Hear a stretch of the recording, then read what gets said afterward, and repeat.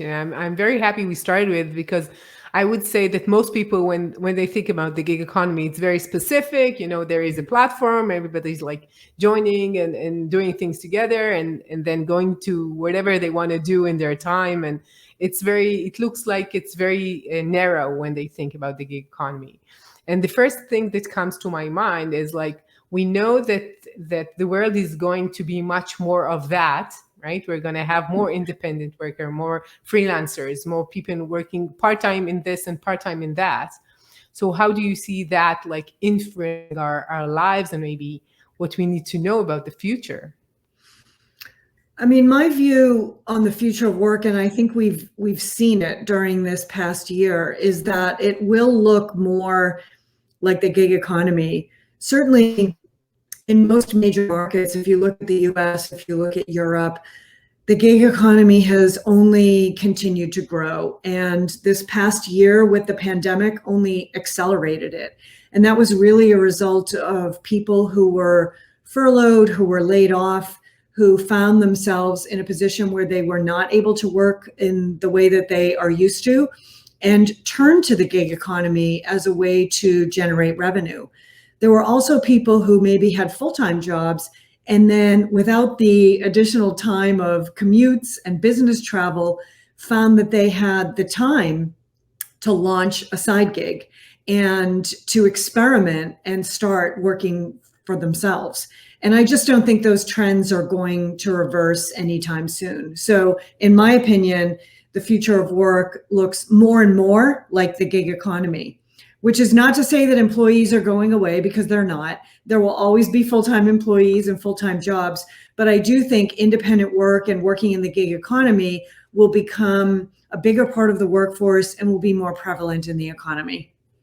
And do you think that these people who decide to open a gig, or to go into something independent, do they express different skills, or do they need to know different things about the experience or the skills, the capabilities in order to work this way? Or it's the same people working within organizations and outside of them?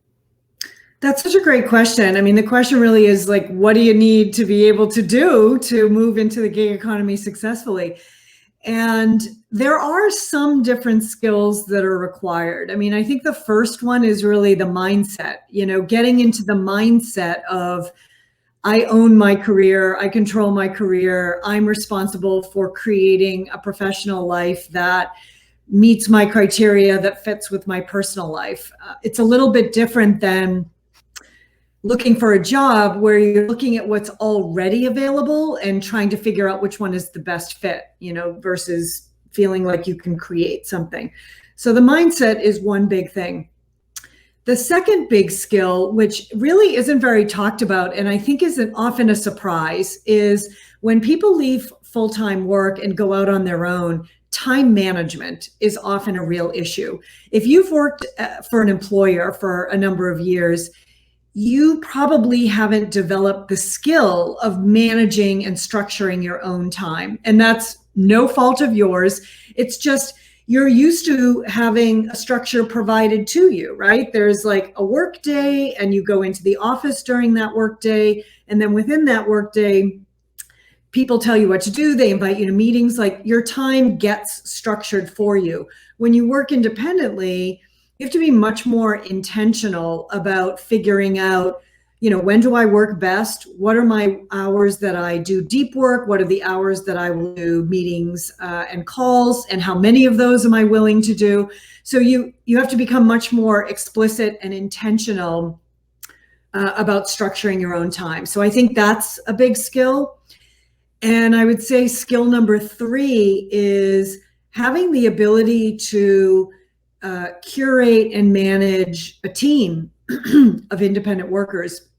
When you go out on your own, you run a business, and that can include, not only doing the work, but also getting the work, and, managing a back office, maybe managing some PR and social media, right? There's different dimensions to running a successful business, even a successful business where you're a sole proprietor. And I think the most successful independent workers are those that curate a team of independent workers to help them particularly do the things that they're not good at or that they don't enjoy. So those are the three skills: the mindset, time management, and how do you build a team around you to support you and help you avoid doing the things you hate.